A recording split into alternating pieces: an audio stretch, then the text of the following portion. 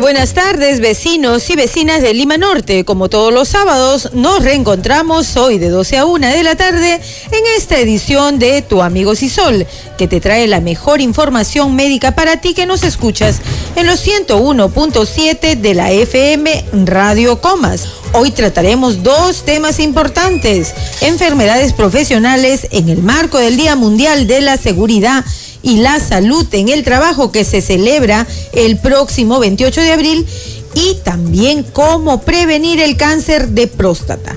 Para el primer tema ya tenemos en nuestros estudios a la psicóloga Soledad Valverde del Sisol de San Juan del Lurigancho. Y antes de empezar el programa, vámonos con la secuencia Cuidando tu Salud con la doctora Zarela Solís. Muy buenas tardes, doctora Zarela. ¿Cuál es la información que nos trae para hoy? Hola, ¿cómo le va, Rocío? Nuevamente en nuestra sección semanal para hablar de la salud. Y en el día de hoy vamos a tocar el tema del cáncer. Un tema muy importante. ¿Y por qué lo hacemos en esta ocasión? Porque el día martes hemos firmado un convenio con el Instituto Nacional de Enfermedades Neoplásicas. ¿Esto qué significa? A través de ese convenio, Sisol va a tener su primer preventorio contra el cáncer, y esto quedará situado en Pampa de Amancaes, a donde vamos a mudar el hospital de Hacho, en donde además vamos a pasar de los containers a una infraestructura adecuada, como merecen ser tratados nuestros pacientes. ¿Y por qué razón firmamos este convenio? Porque en el Perú la segunda causa de muerte es cáncer. Y también porque, según la Organización Mundial de la Salud, si detectáramos el cáncer a tiempo en estadios 1 y 2, que lamentablemente no ocurre en nuestro país, podríamos curar a la tercera parte de las personas afectadas de este terrible mal. Quisiera recordar además que en el Instituto de Enfermedades Neoplásicas se ven 15.000 casos nuevos de cáncer cada año, de los 45.000 casos que atienden. Esto es verdaderamente alarmante, y aún más, la Organización Mundial de la Salud estima que si no tomamos medidas adecuadas, el año 2030, 21 millones de personas sufrirán de cáncer, y de ellas 13 millones morirán por esta enfermedad. Es el momento que en nuestra patria digamos alto a esta terrible enfermedad, nos unamos instituciones como lo hemos hecho con el Instituto de Enfermedades Neoplásicas, mediante el Plan Esperanza, con el Ministerio de Salud, con eSalud, es decir, todos aquellos actores que trabajamos con el tema de la salud, unidos, juntos, porque el enemigo es el cáncer. Pero yo quisiera aprovechar este momento, Rocío, para pedirles a todos los oyentes que por favor se hagan un despistaje anual de cáncer. Hay cánceres que son hereditarios, como el cáncer de mama, que es la primera causa de muerte en la mujer en nuestro Perú, y el cáncer de próstata, que también en el varón, que también se ha convertido en la primera causa de muerte en nuestra patria. Los hijos o hijas de estos pacientes van a tener ese tipo de cánceres, y si los diagnosticamos a tiempo, nos darán la chance a nosotros los médicos de poderles devolver la salud.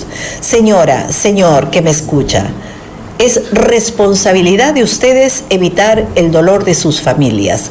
Chequéense, porque un chequeo a tiempo puede ser la diferencia entre la vida y la muerte. Muchas gracias y hasta la próxima semana. Agradecemos la participación de la doctora Zarela Solís y nos reencontraremos la semana entrante en la secuencia Cuidando tu Salud. Está con nosotros la psicóloga Soledad Valverde del Sisol de San Juan del Lurigancho. Doctora, muy buenas tardes. Gracias por estar nuevamente aquí en el programa en Tu Amigo Sisol. Gracias por tu invitación, Rocío. Pero, ¿qué es una enfermedad ocupacional o profesional? Bien, primero que nada, este es un tema bastante preocupante, ya que nosotros pasamos la mayor parte del tiempo en nuestros centros de trabajo, ¿no? A veces dejamos de compartir tiempo con la familia y esta vida agitada y esta vida moderna nos obliga a trabajar en 1 o 2 lugares si queremos mejorar un poco nuestra economía y mejorar nuestra calidad de vida. Pero contradictorio, también descuidamos efectivamente nuestra calidad de vida.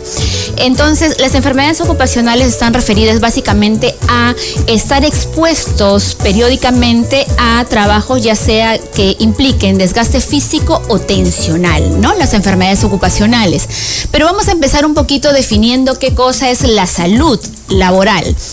Empecemos por el tema qué cosa es salud. Salud implica no solamente la ausencia de enfermedades, sino también nuestro completo bienestar, ya sea físico, mental y social. Si nos vamos al campo laboral, estamos hablando de tener un entorno, un ambiente laboral digno, con condiciones de trabajo justas, donde tanto los trabajadores como las trabajadoras pueden desempeñarse con dignidad y que también puedan ser partícipes de las mejoras de las condiciones de trabajo. Bien, tenemos que entender en principio que todos tenemos habilidades para determinadas cosas, ¿no? Entonces, a veces nos sobreexigimos y damos más de lo que podemos. Por ejemplo, en nuestro centro laboral, nuestra salud se puede ver afectada de muchas maneras y cada una de ellas es sumamente importante. Y esto se puede generar como consecuencia de la carga de trabajo, ya sea física o mental. Por lo tanto, como consecuencia de ello se presentan trastornos como el estrés, la insatisfacción laboral. Preguntémonos cuántos de nosotros estamos satisfechos en nuestros centros de trabajo. ¿Cuántos nos levantamos con ganas de ir a trabajar y decir hoy día es un día feliz, qué lindo, tengo que ir a trabajar?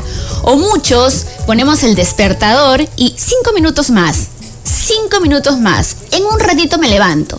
Desde ahí nosotros ya estamos haciendo presentando manifestaciones que hay un malestar, porque si a mí me gustara mi trabajo, yo me sentiría comprometido con mi trabajo, me levantaría pilas, muy dinámico, con ganas de dar mi mejor rendimiento en nuestro centro de trabajo. Claro. Sin embargo, mucha gente no es que trabaje porque quiera trabajar, sino por la subsistencia. Efectivamente, la sesión anterior, la entrevista anterior, hablábamos de lo importante que son los modelos en casa, los padres. Entonces, si un padre disfruta de su trabajo, llega en una mesa, comparte su trabajo, cómo le ha ido, las anécdotas, sus vivencias, y se siente satisfecho y transmite esa satisfacción a sus hijos, entonces los hijos verán en él un buen modelo y por lo tanto buscarán también ellos en un futuro rendir de esa manera óptima en su centro de trabajo, ¿no? Porque si nosotros no estamos comprometidos, no nos sentimos involucrados, ¿cómo se manifiesta esto? Por ejemplo, nosotros vemos los compañeros tardones, los compañeros que faltan, los compañeros que presentan certificados o descansos médicos. Y esto es producto no solamente de un compañero relajado, que puede ser sí el caso, pero también es producto de la fatiga, del estrés, ¿no? ¿Cuánta gente se ausenta al trabajo? ¿Por qué? Porque no le gusta, porque no le agrada, porque su entorno laboral probablemente es hostil, porque su entorno laboral probablemente es tenso, un entorno donde hay conflictos. Entonces, el clima laboral, ¿qué tan importante es el clima laboral? Si nosotros no nos sentimos satisfechos, se va deteriorando nuestra salud física y mental, que es sumamente importante. Enfermedad de moda, entonces, el estrés. ¿Cuántos de nosotros nos sentimos estresados o estamos estresados? Y probablemente hemos aprendido a convivir con esta enfermedad y no somos conscientes que estamos cargando con una enfermedad que va deteriorando nuestra salud. Una persona que es full chamba, que trabaja de sol a sol, ¿qué está pasando con esa persona en realidad? ¿Y qué le va a pasar a futuro si está con altos niveles de estrés? Vamos a escuchar a un oyente que nos está llamando. Aló, muy buenas tardes. Aló, buenas tardes. Buenas tardes, gracias por llamar. Adelante con su consulta. Sí, está interesante su programa. Le estoy escuchando a la doctora que habla sobre esos 5 minutos, que son tan acostumbrados. En realidad en mi casa también somos así, 5 minutos, un poquito más, y a mis hijos también, cuando van al colegio, los levanto, por ejemplo, 20 para las 6, al final son 10 para las 6, y 5 minutos más, 5 minutos más. Pero yo quería preguntar a la doctora, a veces uno por dar 5 minutos, o por uno también quedarse en la cama 5 minutos, uno se atrasa, y a veces hay esa media hora en que uno se demora en en atender al desayuno a los hijos, en prepararse uno para ir a trabajar y todo. Eso puede afectar la salud mental porque uno está correteando de acá para allá y al final uno llega al trabajo como ya cansada de haber hecho todo, en media hora todo, rápido, solo por dormir 5 minutos más. ¿Eso puede afectarnos también en el desenvolvimiento laboral? Bien, muy importante esa pregunta. ¿Cuántos de nosotros actualmente nos organizamos o planificamos nuestros tiempos? ¿Tenemos un horario? Si nosotros no aprendemos a ser organizados, entonces va a haber un desequilibrio en todo nuestro día. Por lo tanto, en principio aprendamos a ser organizados. Hagamos un horario, pero un horario de tal manera que lo podamos cumplir y que seamos realmente comprometidos e involucrados para poder llevar a cabo y ejecutar esta planificación de nuestros tiempos y nuestras actividades. Hace un momento, Rocío, tú me preguntabas acerca de la gente que vive un poco enfocada en el trabajo y descuida algunas otras cosas. Entonces, ahora lo que estamos buscando, que se recomienda a los colaboradores de las empresas o las organizaciones, es que haya un equilibrio entre su vida familiar y laboral, que podamos compartir nuestro tiempo de manera equilibrada, tanto para el trabajo como para la familia, la distracción, la educación y otras actividades recreativas que van a poder aliviar de nuestro estrés. ¿Qué enfermedades le pueden dar a esta persona? Mira, muy importante tener en cuenta que el estrés no solamente es dolor de cabeza, malestar, estar irritables, sino que esto puede traer como consecuencia que se desencadenen una serie de enfermedades, por ejemplo, a la piel, enfermedades psicosomáticas, enfermedades que nos van a afectar nuestro sistema nervioso, nos van a afectar nuestro sistema respiratorio y una serie de enfermedades, pero principalmente van a bajar las defensas de nuestro sistema inmunológico. ¿Qué significa esto? Que estamos más propensos a adquirir enfermedades. Y si hablamos de un desequilibrio emocional, esto nos va a ocasionar ansiedad, preocupación excesiva, por lo tanto no vamos a poder concentrarnos, no vamos a poder estar atentos y nuestra agilidad mental va a estar un poco deteriorada y va a haber mayor lentitud para responder a cosas puntuales, ¿no? Recordemos nosotros que si no nos sentimos satisfechos en un ambiente de trabajo, va a afectar nuestra salud, como lo dijimos, física y mental. Entonces tenemos enfermedades que se van a desencadenar como problemas de asma, problemas de caída del cabello, problemas a la piel como de repente el acné, la rosácea, problemas del sistema nervioso, dolores de cabeza constante, dolores musculares, dolores articulares y una serie de enfermedades que se producen producto del estrés. Hay enfermedades que se dan en el trabajo que se desencadenan en cáncer, ¿no? Sí, al tener nuestro sistema inmunológico indefenso, estamos más propensos a adquirir una enfermedad producto de este debilitamiento del sistema inmunológico y estamos propensos a caer en estrés, depresión y como consecuencia también el cáncer, ¿no?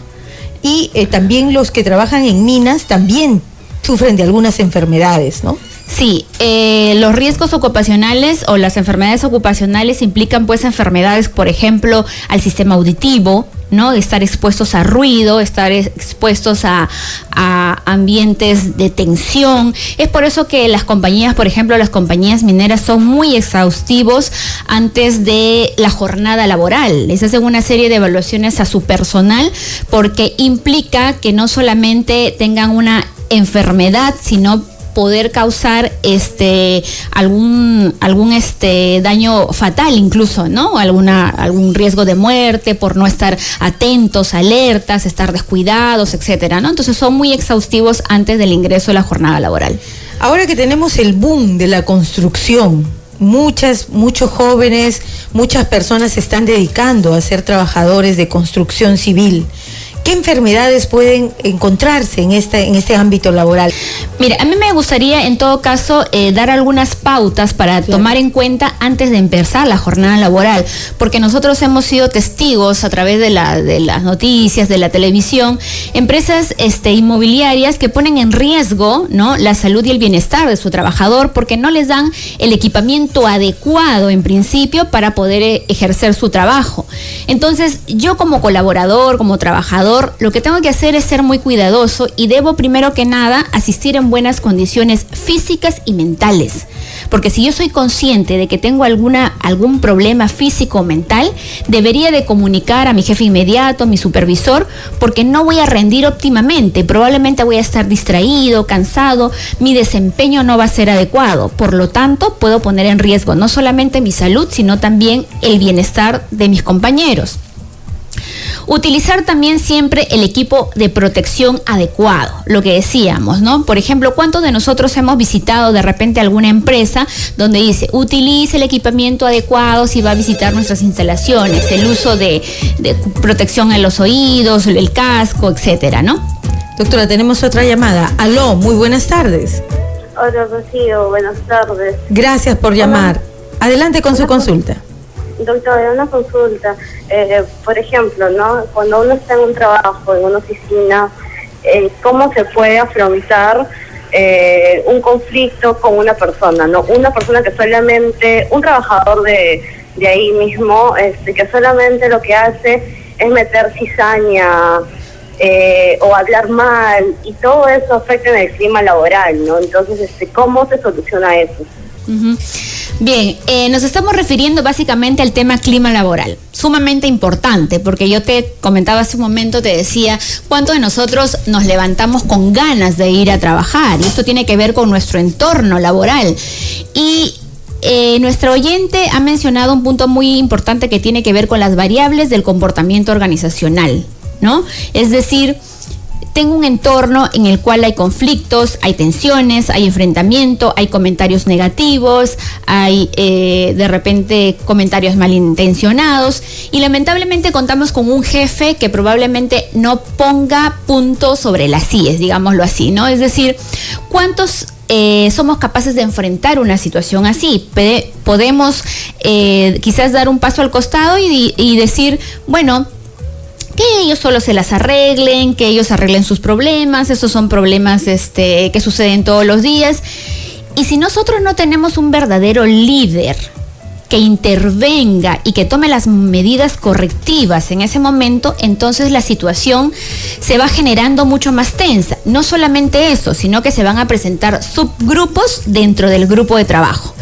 ¿Qué desencadenamos con esto? Malestar, poca productividad, poco compromiso, poco involucramiento con la organización. Entonces tenemos que entender que las organizaciones, que las empresas tienen que invertir un poco en esto, porque decíamos que la prevención es mucho menos costosa que un tratamiento. Cuando el problema ya está y nosotros lo queremos tratar, probablemente ya no encontremos el aporte de nuestros colaboradores. Por lo tanto, lo que tenemos que hacer es prevenir, hacer charlas, talleres, dinámicas grupales. Esa ya es la solución. La solución es ver una charla a todos los trabajadores, incluso al que está poniendo, al que podríamos decir que es el conflictivo. Exacto. Entre comillas, el conflictivo. Pero ¿cómo deben actuar los demás trabajadores frente a esta persona conflictiva? ¿Cuál debe ser su actitud de los demás trabajadores? Bien, ¿cuál debe ser esta actitud? Primero que nada, hay que actuar con madurez. Si nosotros caemos en el juego de niños, ella no me habla, ella se comporta de tal cual manera, entonces vamos a comenzar con la ley del hielo. Entonces, ¿qué sucede? Que creamos mayor tensión. Por lo tanto, un ambiente de trabajo grato y de buenas relaciones sociales va a permitirme tener un entorno donde la comunicación sea fluida, donde haya un respeto mutuo. Primero que nada tenemos que tener en cuenta de que las relaciones se basan en el respeto mutuo. Si yo quiero que me respeten, yo también debo respetar a los demás. Entonces no puedo asumir una actitud infantil, sino más bien una actitud madura, tal vez acercarme y conversar con la persona, y si la persona no encuentro de repente recepción de la parte de la persona, entonces ya acudo donde el jefe para que el jefe pueda tomar las medidas correctivas y de esta manera pues generar un ambiente mucho más grato y armonioso, ¿no? Y cuando ya tienen que aplicar la solución, se tiene que hacer un trabajo ya interno, ¿no? Porque claro, unos son los trabajadores y otros es ya cuando el líder interviene y convoca a un grupo de especialistas para que les haga un trabajo de clima laboral. Claro, hay que involucrar a todo el grupo, pero tenemos que tener en cuenta también de que es importante que los jefes se involucren, porque muchas veces yo he escuchado en estas charlas que se dirigen que los colaboradores asisten a estas charlas, pero siempre la queja permanente es: ¿y los jefes por qué no asisten? ¿Y los jefes por qué no están acá? ¿Y los jefes por qué no comparten con nosotros? Nosotros no somos los únicos que tenemos problemas, también los jefes tienen problemas. Entonces, si nos vamos un poco a un ejemplo cotidiano, un ejemplo doméstico, los jefes son como los padres dentro de los hogares. Si yo tengo buenos padres, voy a tener buenos hijos. Si yo tengo un jefe líder, un jefe que sepa llegar a sus trabajadores, un jefe que sepa ser guía a sus trabajadores, entonces téngalo por seguro que los trabajadores o los colaboradores se van a sentir totalmente comprometidos y, como se dice, tienen la camiseta puesta para lograr mayor productividad dentro de la empresa. Vámonos, tenemos una llamada. Aló, muy buenas tardes. Aló, sí, buenas. Quería hacer una consulta a la doctora. Sí, adelante con su consulta, gracias por llamar. Sí, bueno, yo vivo bien, vivo sano, mi único mal es el estrés. Tengo problemas porque a veces exceso de trabajo, ¿no? Y ahorita me está causando un poco de problemas porque me ha afectado un poco el sistema nervioso y también un poco de colon irritable. Yo quisiera saber cómo puedo hacer para, no llegar a de repente mayores consecuencias, y de dónde la puedo ubicar a la doctora para poder ir. Gracias por su consulta, doctora Soledad. Bien, lo que nuestro oyente dice: lo único malo que tengo es el problema de estrés. Lo único malo es lo más complejo que nuestro amigo está presentando en estos momentos. Entonces, lo que debemos hacer es tomar medidas inmediatas. ¿Qué es lo que debemos hacer? Lamentablemente, la mayoría de personas no le da la debida importancia, y es la medicina más económica, la medicina más saludable y que no se le presta la debida importancia, y es el ejercicio físico. ¿Cuántos de nosotros hacemos deporte? ¿Cuántos de nosotros vamos al gimnasio o salimos a correr alrededor de nuestro parque, ¿no? Entonces, lo que nosotros deberíamos hacer es reservar un periodo fijo para hacer ejercicios, comprometernos con esta actividad. ¿Por qué? Porque el ejercicio físico nos va a traer beneficios físicos y beneficios psicológicos. Va a mejorar, si hablamos de la parte psicológica, va a mejorar la irrigación del cerebro, va a aumentar la capacidad y agilidad mental, favorece la autoestima, mejora el estado de ánimo y favorece el buen humor. Y si hablamos de los beneficios orgánicos, que va a aumentar la eficacia del corazón, va a ayudar a liberarnos de la tensión, favorece el descanso, podemos dormir mucho mejor, relaja los músculos, mejora la oxigenación a las células del cuerpo. Por lo tanto, los beneficios del ejercicio físico son sumamente importantes y nos van a ayudar a liberarnos del famoso estrés. Soledad Valverde, ya vamos cerrando el programa. Doctora, los signos de estrés, algunos signos de estrés y las medidas de prevención rápidamente, ya para cerrar. Bien, gracias, Rocío.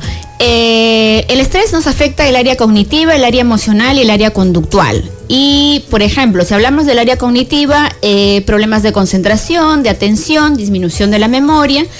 y algunas otras que tengan que ver con la retención de información. Si hablamos del área emotiva, nos afecta nuestra atención física y emocional, estamos impacientes, intolerantes, baja la autoestima, ¿no? Estamos desanimados, cansados y una baja autoestima. Y si hablamos del área conductual, tenemos problema porque las cosas que antes nos llamaban la atención, como algunos hobbies o algunas actividades recreativas, las dejamos de lado, el ausentismo laboral, la poca energía para hacer las cosas e incluso ideas suicidas.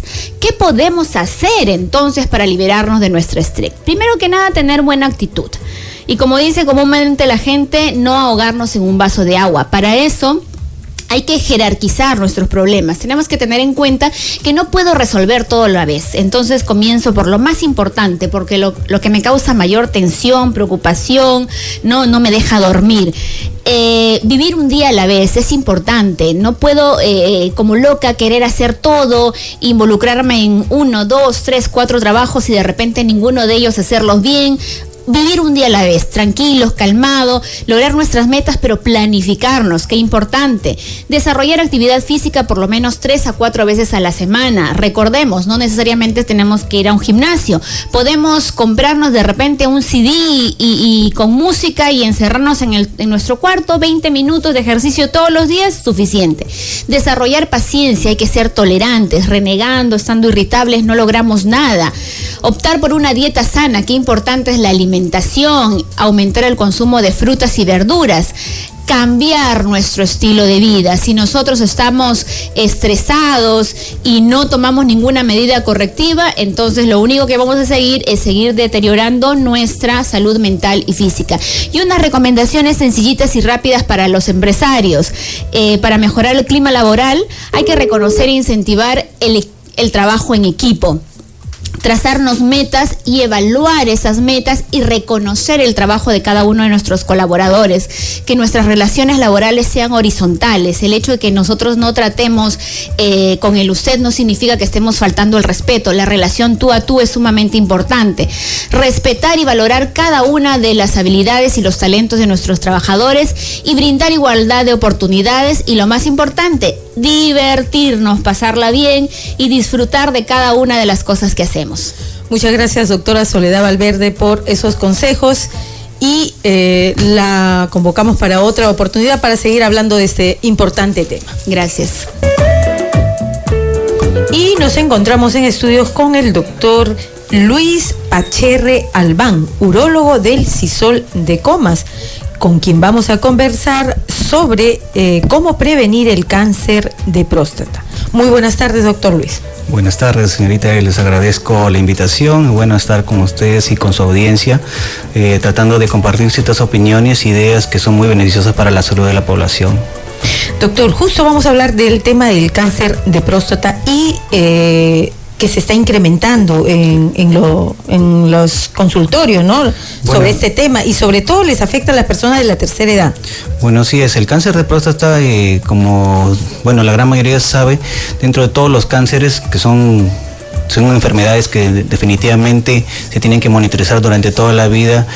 Para nuestra suerte, el cáncer de próstata es una patología en la cual evoluciona de manera lenta en los varones y se presenta así efectivamente en pacientes de la tercera edad. Hay rangos, ¿no?, en la cual nosotros tomamos para poder evaluar al paciente y hacerle un descarte de cáncer de próstata, porque tengamos en cuenta que todo cáncer en sus primeros estadios es asintomático, no produce molestias y va avanzando poco a poco, y cuando comienza a tener problemas el paciente ya mucho es lo que se ha perdido, mucho tiempo, y el poco lo que se puede hacer a veces. Pero en cáncer de próstata, ¿por qué se produce? El cáncer de próstata básicamente se produce, la etiología, como todo cáncer, a veces es impreciso, pero se puede determinar que son alteraciones a niveles cromosómicos, ¿no? Y hay estirpes celulares que más frecuente es el adenocarcinoma de próstata. En este caso, este cáncer de próstata es más frecuente en un grupo etario, ¿no es cierto? Se presenta en pacientes que van más o menos entre los 50 años hasta los 74 años, en los estudios que estuvieron hasta hace pasado más o menos un par de años. A partir del año pasado hubieron comentarios sobre el cáncer de próstata, sobre los estudios que estuvieron en los últimos 10 años con el PSA, en los cuales se hablaba de que no servía el PSA en el tracto rectal. Ahora sí ha disminuido reducido. ¿Por qué? Porque había un impacto sobre la terapéutica del cáncer de próstata con la terapia quirúrgica, en la cual los rangos de edades se han acortado. Ahora es a partir de los 55 años hasta los 69 años.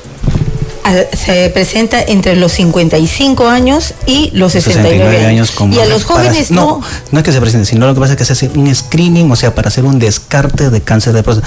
Tengamos presente que puede haber cáncer de próstata en pacientes hasta de 40 años. Yo tengo la oportunidad, pero la desgracia para el paciente, haber visto morir un paciente con cáncer de próstata a sus 40 años. Cuando se presenta el cáncer a temprana edad, el cáncer de próstata, ¿es letal? Claro. ¿Es más grave? A ver, clínicamente el cáncer de próstata tiene dos evoluciones. Aquella persona que tiene el cáncer, que lo va a matar el cáncer, y aquella persona que va a tener el cáncer y no lo va a matar. Actualmente, hasta la fecha, no se tiene científicamente hacer uso de un examen que pueda diferenciarlo. No se puede hacer actualmente. Entonces, aquí es muy importante en qué momento del paciente, en su edad, le diagnosticamos cáncer. Cuanto es más temprana la edad que se le diagnostica cáncer al paciente, generalmente es más agresivo. No es igual tener un paciente que tiene un cáncer de próstata a sus 50 años y otro que tenga, solo sospechemos, a los 70 años. ¿Por qué es más agresivo, doctor? ¿Por qué? Porque, si supuestamente un cáncer de próstata, el desperfecto aparece a temprana edad, o sea, la repercusión que se ha visto en los estudios es que se comporta con mayor agresividad, avanza más rápido. Tengamos presente que el cáncer de próstata es una enfermedad que evoluciona lentamente si comparamos con todos los cánceres que existen. Evoluciona lento, pero siempre hay un pero, no todos tienen ese tipo de evolución. Como le digo, yo conocí a un paciente que murió a sus 40 años con cáncer de próstata por el cáncer. Llegó con insuficiencia renal, se dializaba, llegó a tener falla multiorgana, a hacer infecciones, todo. Hizo metástasis. Metástasis. Y también una de las causas puede ser la promiscuidad sexual. La promiscuidad no tiene nada que ver. ¿O tener varias parejas sexuales? No, eso es otro tipo de riesgos. Ya. La promiscuidad sexual y las parejas múltiples no tienen que ver nada con el cáncer de próstata, ¿no? Esos producen otro tipo de enfermedades infectocontagiosas, ¿no? Pero que no tiene que ver absolutamente nada con lo que es el cáncer de próstata. ¿Y cuáles son en todo caso los tipos de riesgo? En cáncer de próstata. En los varones, para que te dé cáncer de próstata. Bueno, en realidad, existen dos tipos de cáncer, ¿no? El que está asociado a una alteración genética que viene de familia, y hay otro que aparece esporádicamente, ¿no es cierto? Cuando es de familia, tenemos básicamente el factor de riesgo en papá o hermanos, o sea, familiares directos de la persona, que definitivamente nos hagan sospechar de un cáncer de próstata. Hay que hacerle el estudio más temprana edad. Se hace unos 5 años antes. Abuelos también. Siempre es importante tener el antecedente de cáncer en la familia. Así sea, que no sea de estirpe prostático. Puede ser de otro tipo de estirpe celular, ¿no? Hay que tener presente, porque podemos estar frente a una persona que puede tener familia que hereda cánceres de múltiples estirpes celulares. Puede ser de pulmón, de colon, incluso puede estar el de próstata.